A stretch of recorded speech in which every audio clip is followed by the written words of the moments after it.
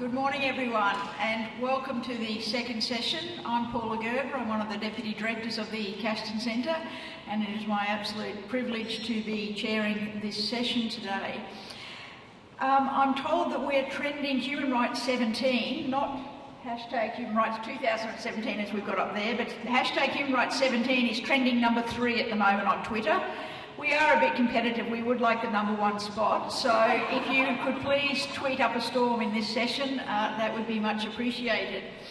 So our first speaker builds beautifully on the wonderful presentation we just had by June Oscar, and our speaker is John Lawrence SC. He's the first person I've met who actually has 2 LLBs, one from Scotland and one from Australia.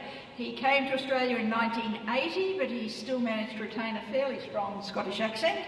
And he began his legal career as an article clerk with the Northern Territory Crown Prosecution Team in the Morling Royal Commission of Inquiry into the Chamberlain convictions. He subsequently worked as a Crown Prosecutor with the NT Director of Public Prosecutions, was a solicitor in charge of the North Australian Aboriginal Legal Aid Service, and then joined the Northern Territory Bar. He's practiced as an advocate for his entire legal career in a variety of areas, including refugee matters, Indigenous matters, and Coronial Inquests. And in a very timely presentation, he'll be talking today about protecting children in detention, the importance of vigilance. The way we're going to conduct this session is that John will speak first, and we will do then a question session for him, and then our second speaker I'll introduce. She'll do her presentation and also similarly have questions. Both the speakers have indicated to me that they're very interested and keen to have a dialogue and a conversation with the audience, so I will be keeping them to a strict timetable so that there is time for questions. I'll also be looking at my phone to see if any questions come in via Twitter, so feel free to send a question via Twitter if you don't like your chances necessarily of me picking you with your hand up at the end. Please welcome John Lawrence.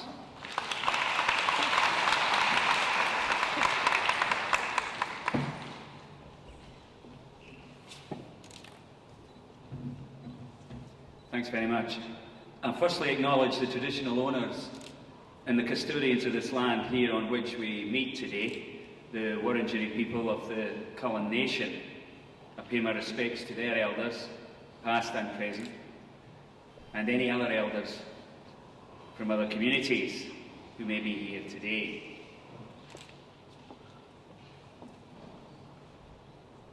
I also pay my respects to the Castan family and of course the Castan legacy. Unfortunately I never met Mr. Castan, and it's only in recent days that I've been blessed in being able to meet the family. And I acknowledge them personally, but also of course the legacy that Ron Castan left this nation. He was a man who fought for justice, and he fought for justice on behalf of Aboriginal people, and he managed to achieve through his endeavours, passion and industry and intellect a wonderful achievement, which was to at long last put to bed the lie upon which Australia was created by the British in 1788, that being terra nullius.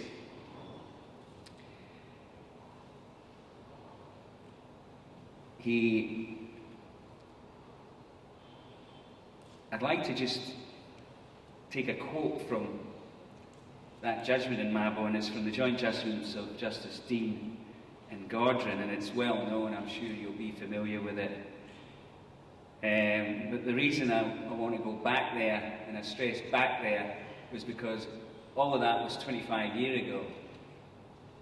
It's now 2017, and this country is a radically different country to what it was before Mr. Castan passed away. I would have no doubt at all that Mr. Castan wouldn't even recognise this country now, the way it has changed so significantly, and make no mistake about it, regressively and backwards. We're nowhere near the country we were 25 years ago. We're nowhere near the country we were 10, 15, even 5 years ago. This country is changing as I speak, rapidly and regressively. And it's up to people like us, following on from people like Mr. Castan, to try our able best, successfully or unsuccessfully, to take up arms against it, oppose it, resist it, argue it, disagree with it, and out it. We are in that state of play now, which, as I say, Mr. Castan wouldn't recognise. The judges said this on the Australian treatment of its Indigenous people: it's a national legacy of unutterable shame.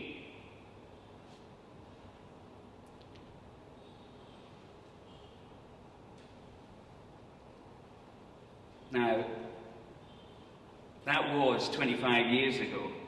Mr. Castan persuaded the High Court to change the law. In many ways, as regards terra nullius, the law has been fixed. But as far as Australian men and women, young and old, its attitude, that hasn't changed. In fact, our attitude as Australians, I would suggest, having lived here for 37 years, coming over as a 22-year-old adult, formed in Edinburgh, Scotland, as a witness, bearing witness, has changed for the worse. I know young people that have attitudes that are unimpressive. I know people that I've known for years whose attitudes have in fact changed during the period in which this country has travelled so regressively. This country has officially lost its way.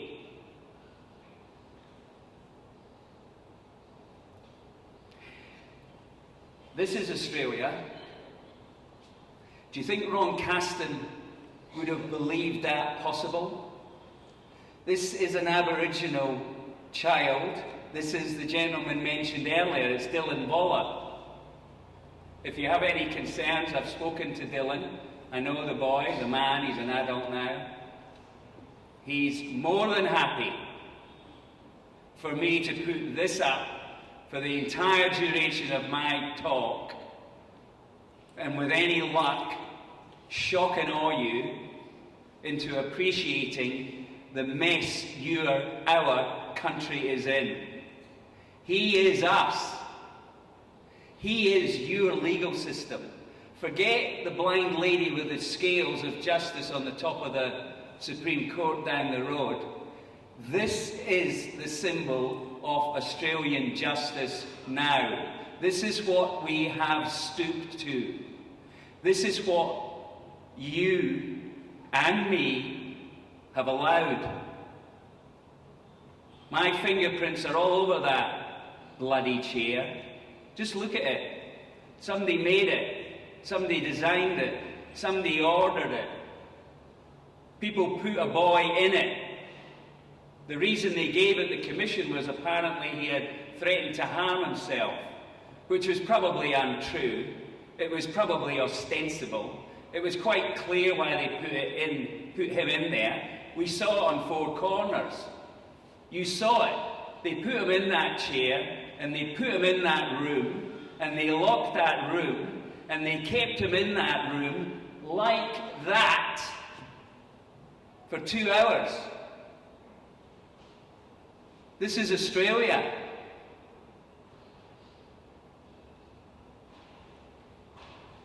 That would have been impossible 10 years ago. I've been in this game for 30 years. I've worked at this coalface for 30 years, largely for Aboriginal people. I've been out at Dondale off and on for 30 years. 10 years ago, the very thought of treating children like that would have been unsustainable. But now we do it. What's happened? That's the question that the Royal Commission really has to inform the Prime Minister about, and us. How come we've let this occur?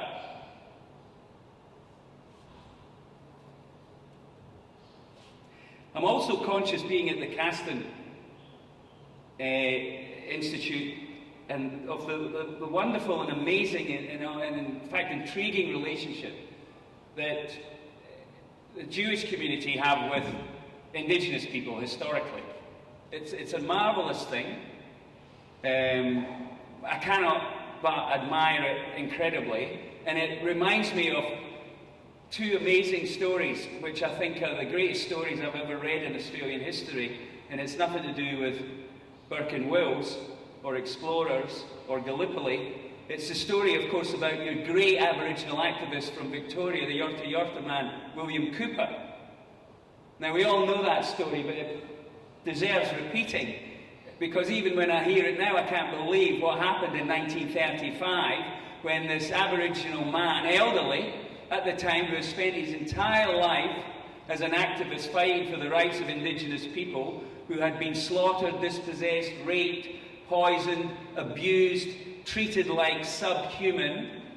He fought for their rights, and then in 1935 he learns that in Germany they had Kristallnacht, where everybody in authority turned a blind eye to the brown shirts and their goons, who laid waste to Jewish property, people, premises, killing, maiming, destroying. Outrageous. The international community, many at least, did complain. This bloke was the only private citizen who complained, and he was an Aboriginal person. I just find that unbelievable, but it's true. And he marched on the German embassy here in Melbourne and handed in a petition to complain about the Nazi treatment of Jewish people. Fantastic things have occurred in this country, and they can occur again. You can make them occur again if you're minded, if you're up for it. The other amazing story, which again is relevant to what I'm trying to talk about with the Royal Commission, is one that I read from Geoffrey Robertson's QC, his lecture which he gave 30-odd years ago in 1988, celebrating the bicentennial. And he tells us an amazing story about when Governor Arthur Phillips was enjoying his honeymoon period, which lasted about a month, I think, where he was trying to treat Aboriginal people decently and so forth.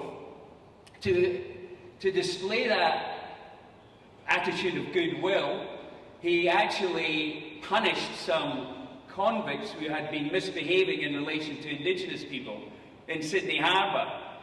And he punished them by putting them up and flogging them in public, only to be met with by the cries, literally weeping Aboriginal victims, begging him to stop punishing them because they considered it so inhumane.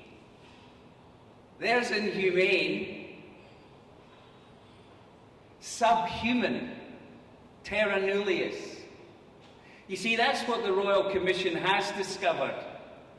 And thank God we've got a Royal Commission, because don't forget, if we didn't have one, and we only got one through chance, through luck, through four corner screening this and more, and creating the shock and awe in Melbourne, Hobart, Perth, and also, and thank God, the Prime Minister of Australia, who arguably has done the only thing he's ever done since being Prime Minister that's of any modicum of decency. He called the right call, he called the Royal Commission. But for that, there wouldn't have been one. Think about that, because but for that, that chair would still be in action. There'd be an Aboriginal kid in it now, no doubt. There's no shortage of them in custody. And we'd still be going through the same disgraceful, shocking, inhumane conduct. Aussie, Aussie, Aussie. That's Aussie. And are we going to allow this to continue? Because it is continuing, it's regressing at 400 miles an hour. I would suggest to you that probably the single biggest problem, and there's 400, but probably the biggest issue that would want to worry anybody that claims to be a human rights lawyer is the level of racism that now exists in this country now on Friday the 21st of July 2017. It's out of control. what people get away with on racism. And what worries me about this country is I don't think enough of us appreciate the evil that racism is. I don't think we understand it sufficiently. Because if you don't understand it, you don't appreciate that you have to combat it. I'm not really one for counselling racists. Racism's too dangerous for that. Racism ends up, as we know, in one place. If there's any state that countenances racism, it ultimately ends up in the same place. Belsen. That's right. That's why it has to be outed and eradicated.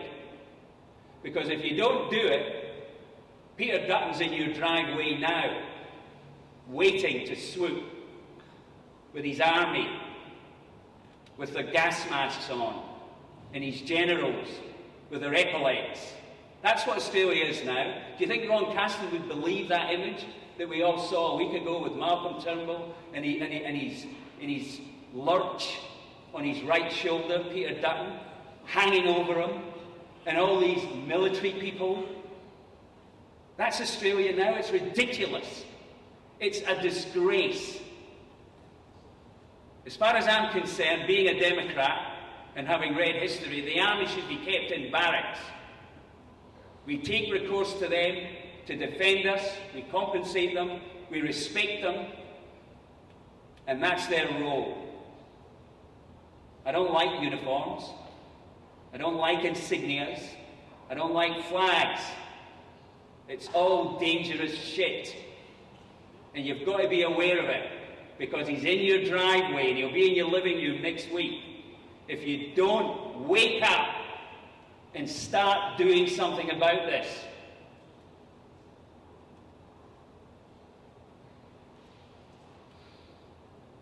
When the British Army liberated Belsen, which was in North Germany in 1945, they took what we all know, I would think, was that horrendous documentary footage of what they discovered behind the fences of Belsen.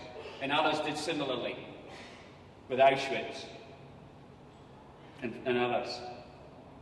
And what they had discovered there, and ultimately became a documentary which was entitled Night Will Fall, which is the name of the paper that I'm supposed to be presenting here. I'm not actually presenting my paper, but you're welcome to it. It's up on the website, and it's called Night Will Fall.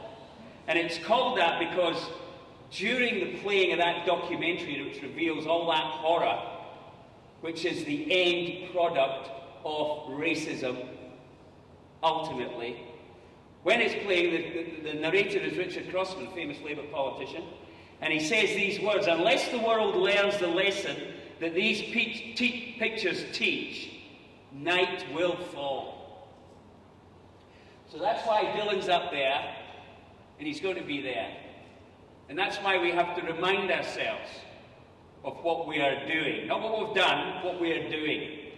And you have to tell your family about what you saw today, and how revolting it is, and how disgraceful it is, and how you couldn't believe it could ever happen in a country which holds itself out to be developed. We're developed. What does that mean? We've got loads of money. We've got Fox TV. We've got 2020. What is developed? That's developed. We're less developed now than we were 25 years ago. We are now backward. This is the type of thing that goes on in a backward, ignorant country ran by backward, ignorant people. Our leaders are backward. They're hopeless. Most Australians know this, but we're too busy, or we're too this, or we're too that, to actually do something about this. Apathy is a watchword in Australian society. This is what worries me about this country. This country is the land of milk and honey. This country has an image, has a brand, can I use that disgusting word, which is about, she'll be right, mate, we're relaxed, don't get in a fuss, Everything will be right on the night, go down the beach, chill out, they own houses, but that means that we are so vulnerable now to actually doing anything about what's creeping under our door. Because the reality of this country, as I bear witness to, in my view, is that I have watched this country now become a country which is soft, a country which is lazy, a country which is scared. What is that all about? It's any wonder we're scared because we have been subjected over the last 20 years to rubbish from our politicians in cahoots with the media, exploiting situations such as law and order, situations such anti-terrorism. It's a hoax. It actually is a big hoax. And the end product is a country that I am fearful is able to recognise wickedry and racism, acknowledge it, and get rid of it. What's the terrorist threat? I lived in Britain in the 70s. I was brought up there. You want to know about terrorism? The IRA, the UDA, Red Army faction, Baader-Meinhof, Black September movement, Oklahoma bombing. Do you want more? Airlines being hijacked almost once a month. Lockerbie, remember Lockerbie? A wee village in Scotland, which had 278 people land on it from a terrorist bomb. That's terrorism. The IRA blew up Lord Mountbatten on his yacht in the Irish Sea. The IRA assassinated Conservative MP Airy Neve in his car in the Houses of Parliament car park. The IRA and the UDA were blowing up bombs in pubs, killing scores of people indiscriminately on a regular basis through the 70s. I lived through it. Some of us here lived through that. They had things called sectarian killings. People would just turn up at people's houses and kill them because they were Protestant or because they were Catholic. Now, isn't that something that you might get a bit alarmed about? You might feel a bit anxious about? You might feel scared about? So why are you all scared? Really? The terrorist threat in this country, compared with what it was then, is literally minuscule. It's a fabrication created by politicians in cahoots with the media who exploit the whole bullshit in order to get into power and continue doing nothing. Or shit like this. That's where we're at. Wake up.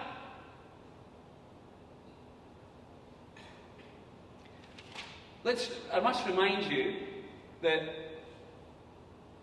this stuff's happened in the last few years, as you know, but it's been going on for years. The Northern Territory, I want to just talk about briefly and give you some statistics that will shock and awe you less than the photographic image. But you need to know these figures because they're not only unbelievable and disgraceful, they're actual fact. And again, they're getting worse and worse and worse. In 1988, when the Royal Commission was called, 14% of prisoners across the country were Aboriginal. 3% of the population was Aboriginal. So that was considered at the time. Justice Muirhead, a giant, a real jurist, a real leader. Remember them? You see, we don't have them anymore. We don't have real leaders. Hardly any compared with what we are used to and what society requires. He was one. And he was tasked by Bob Hawke to set up the Royal Commission. And when he started looking into what was the 99 deaths, which all seemed a bit coincidental, and the investigation was to see if there was misbehaviour going on, if the prison officers or the police officers had actually killed these people. That was the real main reason why it was initially started. So when Justice Muirhead looked at the figures, and he suddenly realised that there was gross disproportion of Aboriginal people in jail. So he went to Prime Minister and Hawke and says, listen, I think we should open this up. because this is much worse than what we're actually looking into. And in those days, thank God, Bob Hawke, who had just called successfully the Royal Commission into the Chamberlain convictions in 1986, said, you're right, bingo, open it up from A to Z, health, education, history, politics, law and order, get the experts in, find out what in God's name went wrong here. This can't be allowed to continue. So they did all that. They had 99 inquests, they had all the experts in the world, and they ended up with 399 recommendations. Now, 25 years later, that figure of 14% is now doubled. So we've gone backwards. Did I use that word earlier? Well, there's evidence. We've gone backwards there. Now, a lot of people tend to explain that by the fact that they didn't follow the 339 recommendations. I'm not quite sure if I agree with that. A lot of them were followed. There were things like not having hanging points in cells, having interpreters, having procedures, having nurses, all that. A lot of that stuff actually was followed. What's happened since then is what's caused this Mali, which has been 25 years of law and order junk, the law and order auction. That's really, more than anything, why the 339 recommendations didn't work. The 14% didn't stop and didn't decrease, but in fact doubled. And that's our fault, because we were here doing stuff, but not stopping that stuff. We've all agreed with too much that was wrong for too long. And here's the price. And as I said, it could have been still going. And if they get a second chance, they will still go. Because that's what we're up against. Racism. More on the figures. Nationally, 54% of children aged 10 to 17 in detention are Aboriginal. Staggering. 3% of the population. 54% of youths in jail.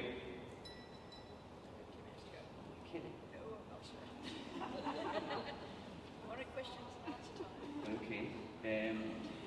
I'll just in the Northern Territory, the detention level for youths is 4.5 times higher than that. The Territory imprisonment rate is ridiculous. It's the highest in the world. It's higher than America by heaps. It's 4 or 5 times higher than any other state in the Territory. And this is the point. 90% of that is Aboriginal. And this is the point. It was 69% when we had the Royal Commission. So that's getting worse and worse. We're spiralling out of control. And it needs to stop. I just want to briefly, in the 2 minutes, hopefully I've still got, I want to describe the conditions that my client, as you're probably aware, I'm representing several clients in the Royal Commission. One of them was a 14-year-old youth that was in Dondale at the time of this. And I just want to tell you about the conditions that he endured so that you know them, because they are our responsibility. He was kept in that behavioural management unit he was 14 years of age. He gave evidence at the Royal Commission, and he was on 4 corners. You might remember him. He was a young lad that was spoken to about it down on the beach. At the time, he was 14. His cell was 3 metres by 2 metres. It was concrete, steel bars, iron mesh. You should try measuring that out. 3 metres by 2 metres. It's small. In this cell, he had 1 steel toilet. No toilet seat, no bed, just a mattress. A sheet and pillow on a slightly raised concrete area. He didn't have any furniture. No table, no chair. He had 1 CCTV camera looking at him in the top corner of his cell, operating 24 hours a day, 7 days a week. No privacy for this 14-year-old Aboriginal boy. There was no natural light in that cell. There was 1 fluorescent ceiling bulb on the roof. There was no natural ventilation in that cell. There was no fan. There was no air conditioning. It was extremely hot. Darwin. Concrete. The isolation rules required that that boy be kept in the cell alone for 23 out of 24 hours of every day. He was only allowed out for 30 minutes to have a shower, the shower being in the adjacent courtyard outside his cell,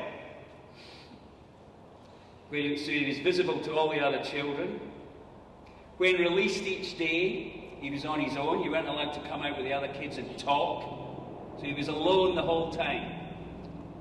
There was no hygiene in the boy's cell, so there's no running water in this place, no hand basin, no drinking water. The boy couldn't wash himself when he wanted, so that meant that after he did the toilet on that steel seat, he couldn't wash himself after it. He couldn't wash his hands, which meant he couldn't wash his hands when he ate his meals, because the rules required that he ate all of his 3 meals in that cell. He couldn't come out and eat them at a table somewhere else. The meals were put in through the Judas hatch, and so he ate the meals with his hands unwashed. He was 14 years of age.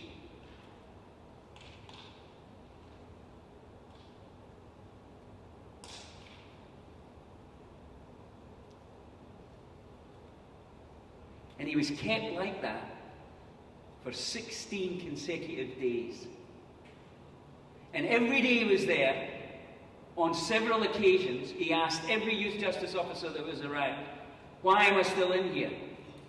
When am I getting out?" And none of the youth justice officers could give him an answer to that question, because they didn't know. Because he was in there, he was in the cell next door. Dylan was in the cell next door.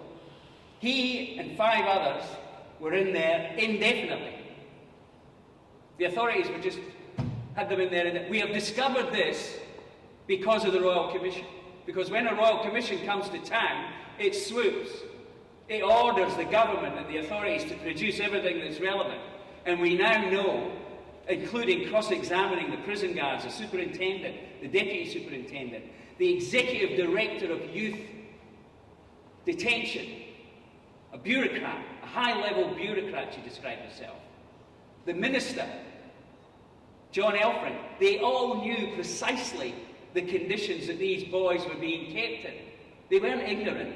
They knew this was happening, and they conceded in the commission that they were in there for indefinitely.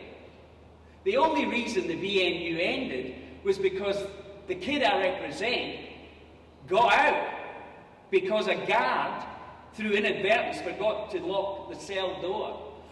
And the kid, who had been refused a visit from the deputy superintendent, who promised him to go down and explain when he was going to get out, and then, of course, didn't turn up. The kid snapped. He went bananas. And he started ripping the shit out of what he could. He got the fluid tube down. He smashed a hole in the mesh. An hour or so later, he put his hand down to check the lock just for a laugh. And guess what? The screw had forgot to lock it. So he got out. And you saw him on 4 corners. That's how the programme begins. Venting his rage against the machine. And you wonder. And that was the end of the BMU. For his troubles, they didn't talk him down. The other 5 are still locked in their cells. The powers that be decided to deal with this 14-year-old in shorts, barefoot, distressed, who had in fact said, "I give up," because they had an Alsatian dog barking on the door. Said, "I give up." They says, "It's too late now, pal. We're going to gas you." And they did. They gassed him, 5 other kids that were locked in cells. That's this. That's what we do. That's what you do. This is our responsibility. You can't hide behind being busy, or you're Victorians and they're all mad up there. You're not going to get away with that crap. This is Australia. And if you try and get away with that, you're dishonest.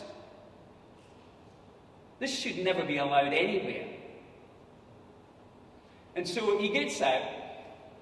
That's the end of the BMU. Just to follow through from that, showing you the policies that this government brought in thereafter, they says, right, we're going to shut down Dondale, which was a purpose-built facility to deal with children. We're going to shut that down.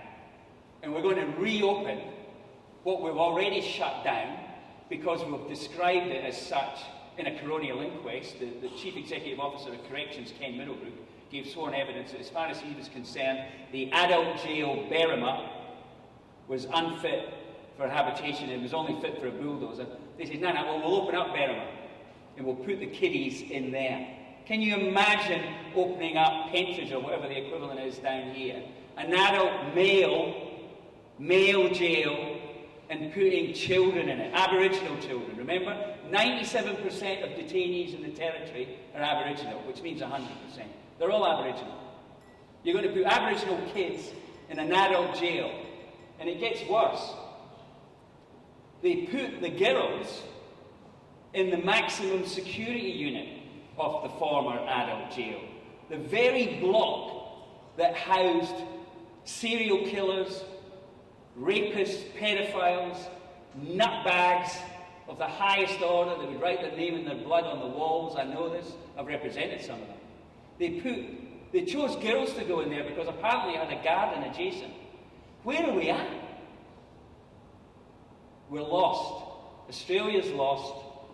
And I'm here to tell you. And I'm getting shut down. But that's fair enough.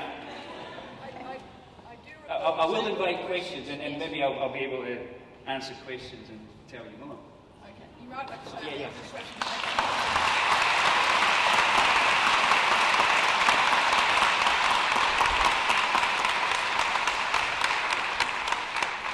Well, thank you very much for that very thought-provoking and invigorating presentation, and thank you to our audience. We're now trending number one, so thank you to all the tweeters. And who would like to kick off with a question for John? And we do have a microphone. It's roving, I hope. I can't see them, but yes, okay. We have a question down here at the front. If you'd like to stand up, the person with the microphone can then see who to deliver the mic to. I think you got the audience started. For this level of injustice to occur, it seems to me that there are a lot of people turning a blind eye in the system. You bet. Yeah. And I wonder how that can be, and I wonder what we can do about that, and what are the consequences for their lack of abject want of accountability. Look, I think we all have turned a blind eye. I've turned a blind eye. I've become inured to a certain level. It's like a lot of things that are ethical and moral. It's a matter of degree. You have to be aware that during this period when the kid was in there with the 5 others, and I should mention this in answer to that question, all those kids had lawyers. Every one of them were legally represented. AD was taken to a magistrate 6 days before he had his anger outrage, ostensibly to make a bail application which was never made on his behalf. While he was out there, he was visited by a corrections officer and we saw his conditions. So they were all represented. In fact, the gassing incident where it ended was the 21st of August, right? On the 11th of August, watch this one. This actually reveals the wickedry to which we have descended.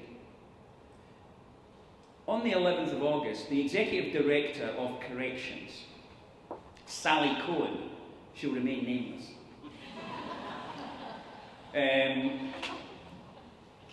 she came up with a brilliant idea because they had just announced that they were going to shut down Dondale and put the kids in the adult jail.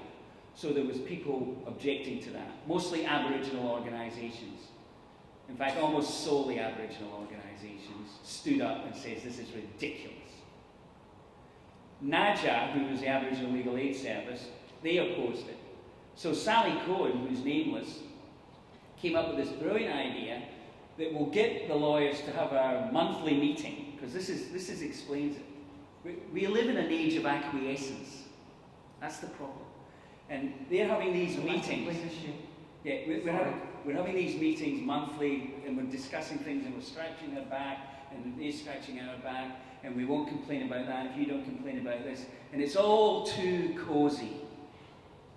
Dylan's gone now, but you remember him. That's where it ends up in. Cooperation, collaboration, productive relations, cordial relations, tit for tat, boop de bop, and then you end up with this. So, on the 11th, Sally Cohen, the nameless one, brings out Naja to have the meeting at Dondale.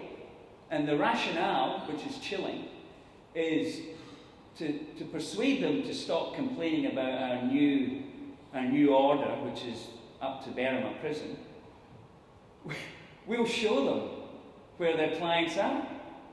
So, the principals, the senior lawyers of the service went out there, they had their meeting about God knows what, and then they say, right, we'll give you a tour of Dondale and we'll show you the exclusive wing, which is the behavioural management unit, which is at full capacity at the moment with 6 Aboriginal children, 2 in one cell, 1 in each individual cell, and they've been there since the 2nd, 3rd, 4th of August, and it's now the 11th. We'll just give you a squiz at what's going down out here. And they went through there and they saw and they smelt the urine in the dark, and their evidence, they gave evidence at the Royal Commission. This is why I know this. That's why Royal Commissions are great.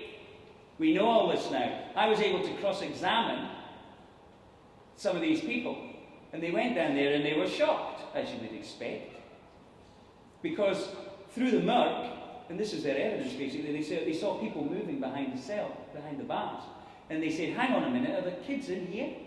And the superintendent said, oh yes. And they went, whoa. And then they went out, and then they went back to their office, and they wrote a letter expressing their concern that they've just been to the BMU and they've witnessed what I've just described in further detail, of course, as to the conditions and the smell. And we're concerned about this. It could damage their mental health. The lighting was poor. What are you doing about it? How long are they going to be in there? They also flagged to the Children's Commissioner on that day that they were concerned. 2 days later, the Commissioner of Corrections wrote back saying, yep, the kids are in there. We've got nowhere else for them. There's a security risk. They escaped. They'll be in there for the foreseeable future. The lights are okay. We turn them off, we turn them on. She'll be right on the night, mate. That's it. So, and remember what the rationale was. That was to sort of say, well, look how bad it is. I mean, surely it can't be too bad going in a pedophile's old cell. You know, that's not too bad. So, to go to your direct point, that was it. Now, the Children's Commissioner got a complaint a week later from Naja, and the Children's Commissioner does what a Children's Commissioner does, investigated it thoroughly, extensively, did a report, came out a year later. So the thing is, if it wasn't for AD, 10 days after this, going off his head and smashing the joint and being gassed, they would have still been there. But during my cross-examination of the lawyer that was doing that, I said to him at the end, and watch this one, you can imagine at Royal Commission, I'm the worst person in the room at this point. Nobody wanted to know, even the lawyers that were at the bar table purporting to represent Aboriginal clients and their interests, they were all looking sheepish because they were all feeling awkward because guess what, they were lawyers. And I was going to give a lawyer a hard time. Wow, whoopie duck. So I wasn't really allowed to give him a hard time because the Commissioner restricted my questioning. You know what that's like. And the question I asked that lawyer, and another one, was, did you or anybody in your service give any consideration at any stage to taking out a writ of habeas corpus, thus requiring the superintendent of that prison to be brought before a Supreme Court judge and explain and justify the lawfulness or otherwise of the conditions of those children, which, if that had happened, they would have undoubtedly, in my opinion, it would have been, because we've discovered in the Royal Commission that all the rules and procedures that had to be followed pursuant to the legislation and so forth, most of them hadn't been followed as well. So they were actually, strictly speaking, unlawful. Never mind the inhumanity, never mind the Convention Against Cruelty to Children. But it was unlawful. So if they had done that, a judge would have let them out. But they didn't do it. And then to answer your question, it's because that's what we have become. And it's a disaster. And the people that get in the neck are not the lawyers that present papers at conferences and have coffee and hors d'oeuvres. It's the Aboriginal clients. I mean, the more this country gets worse, the more awards we have for human rights. I can't believe that rubbish. I mean, there is no place to have awards for human rights in this country. I've put a ban on it. The more awards we have, the less human rights we're enjoying. All right, well, please join me again in thanking Josh.